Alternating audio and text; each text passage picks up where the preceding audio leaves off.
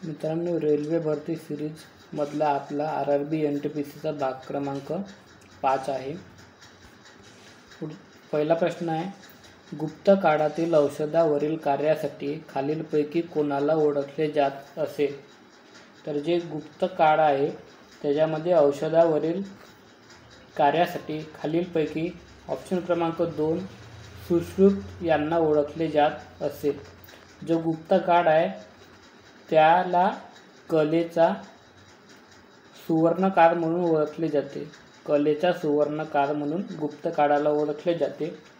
जसे सुश्रुत आहे याला औषधावरील कामासाठी बोलत होते.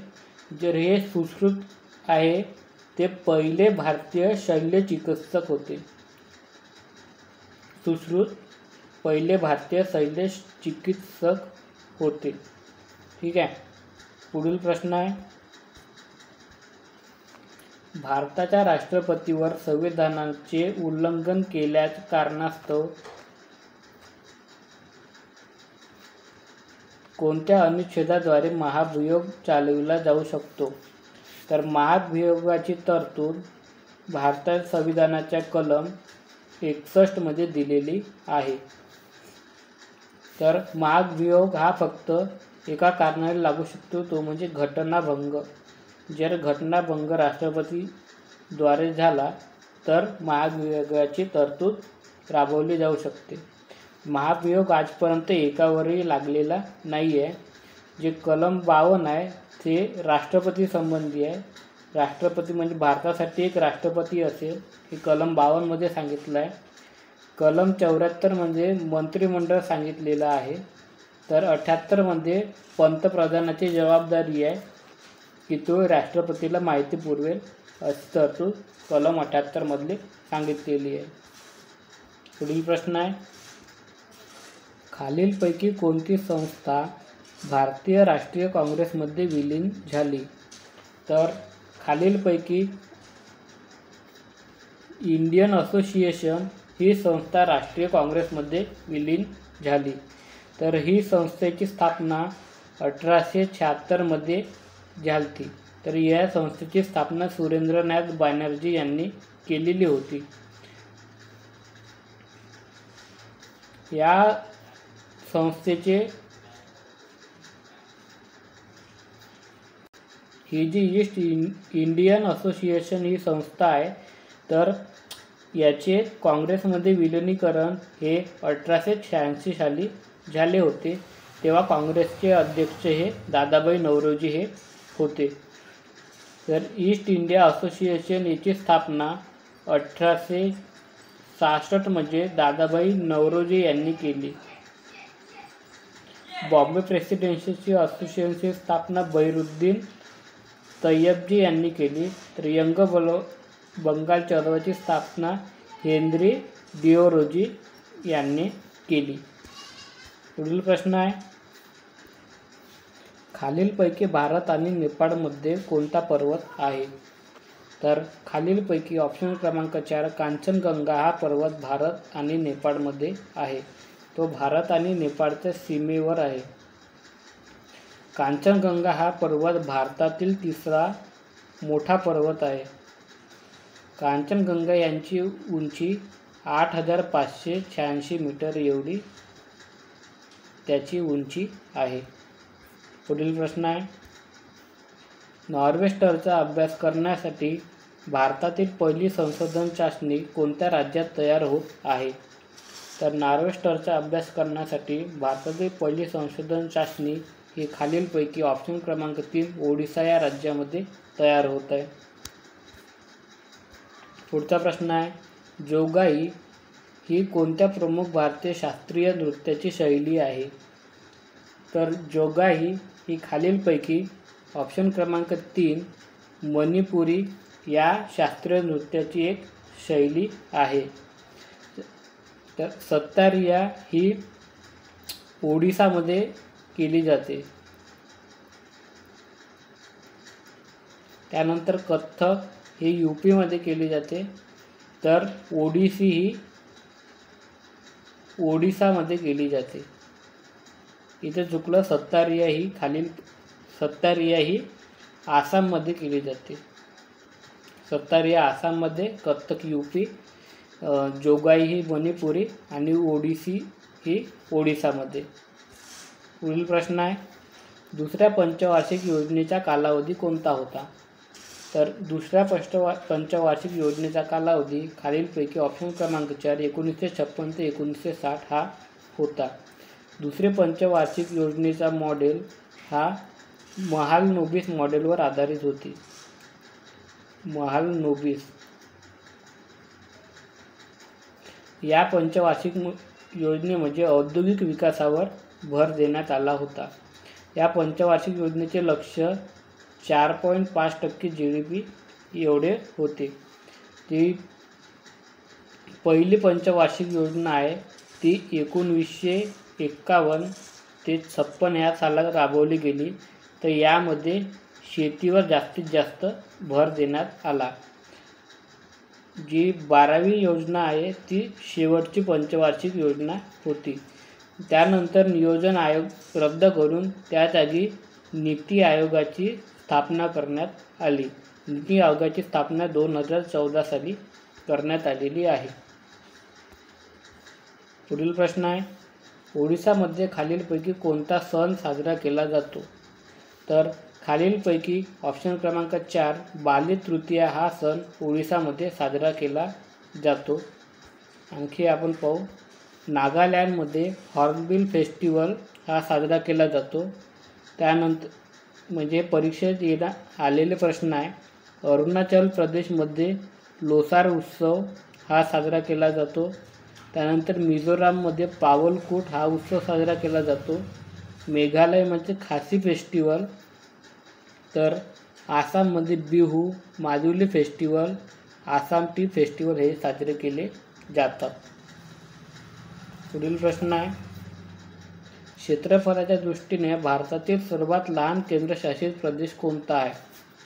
तर क्षेत्रफळाच्या दृष्टीने भारतातील सर्वात लहान केंद्रशासित प्रदेश हा खालीलपैकी ऑप्शन क्रमांक 3 लक्षद्वीप हा आहे. तर त्याचे क्षेत्रफळ एकूण 32 चौरस किलोमीटर एवढे आहे. तर सर्वात मोठा केंद्रशासित प्रदेशाचा विचार केला तर तो लडाख हा आहे. मोठे राज्य जर विचारले क्षेत्रफळाच्या दृष्टीने तर ते कोणते आहे रे? राजस्थान. जिल्हा विचारला सर्वात मोठा तर तो आहे कच्छ. व लहान जिल्हा विचारला तर तो आहे माहे. राज्य लहान विचारलं तर तो कोणते राज्य आहे रे? गोवा. हे सगळे प्रश्न लक्षात ठेवणे आपल्याला गरजेचे आहे. पुढील प्रश्न आहे, जागतिक नागरिक संरक्षण दिन 1 मार्च रोजी साजरा केला जातो. कोणत्या वरती आंतरराष्ट्रीय नागरी संरक्षण संघटनेचे हा दिवस जागतिक सुट्टी म्हणून घोषित केला? तर खालीलपैकी 1990 साली सुट्टी म्हणून घोषित केला. पुढील प्रश्न आहे, भारताचा दुसरा आंतरराष्ट्रीय योग दिवस कोणत्या संकल्पनेवर साजरा करण्याचा निर्णय घेण्यात आला होता? तर भारताचा दुसरा आंतरराष्ट्रीय योग दिवस आहे. तर योग दिवस कधी साजरा केला जातो? 21 जून या दिवशी योग दिवस साजरा केला जातो. तर तो खालीलपैकी ऑप्शन क्रमांक 1 शाश्वत विकास उद्दिष्ट साध्य करण्यासाठी योग या संकल्पनेवर साजरा करण्यात आलेला होता. पुढील प्रश्न आहे, 200 रुपयाच्या नोटेवर कोणते रूपचिन्ह आहे? तर 200 रुपयाच्या नोटेवर खालीलपैकी ऑप्शन क्रमांक 1 सांची स्तूप हे आहे. या नोटेचा कलर कसा आहे रे? चमकदार पिवळा. तर 25 ऑगस्ट 2017 पासून हे नोट चलनामध्ये आली. आणखी आपण बाकी नोटेवर पाहू. 10 रुपयाच्या नोटेवर कोणार्कचे सूर्य मंदिर आहे. 20 रुपयाच्या नोटेवर एलोरा लेणी. 50 रुपयाच्या नोटेवर रथासह हम्पी. 100 रुपयाच्या नोटेवर राणी की वाव. 200 रुपयाच्या नोटेवर सांची स्तूप. 500च्या नोटेवर राष्ट्रीय ध्वज असलेला लाल किल्ला. तर 2000च्या नोटेवर मंगळयान हे आहे. पुढील प्रश्न आहे, मेघयान 24 या हवामानशास्त्र आणि समुद्रशास्त्र परिसंवादाची संकल्पना काय होती? तर मेघयान 24 याची संकल्पना खालीलपैकी ऑप्शन क्रमांक 4 at the frontline of the climate action ही होती. पुढील प्रश्न आहे, भारतीय संविधानाच्या 8व्या अनुसूचीमध्ये किती भाषांचा समावेश करण्यात आलेला आहे? तर भारतीय संविधानाच्या 8व्या अनुसूचीमध्ये खालीलपैकी एकूण ऑप्शन क्रमांक 2 22 भाषांचा समावेश करण्यात आलेला आहे. तर त्या भाषा कोणत्या दिलेल्या आहे? आसामी, मराठी, बंगाली, मैथिली, बोडो, नेपाळी, डोगरी, ओरिया, गुजराती, पंजाबी, हिंदी, संस्कृत, कन्नड, संताली, काश्मीरी, सिंधी, कोकणी, तमिळ, मल्याळम, तेलुगू, मणिपुरी आणि उर्दू. तर या भाषेचा त्यामध्ये समावेश आहे. पुढील प्रश्न आहे, आणखी ज्या अनुसूच्या आहे, एकूण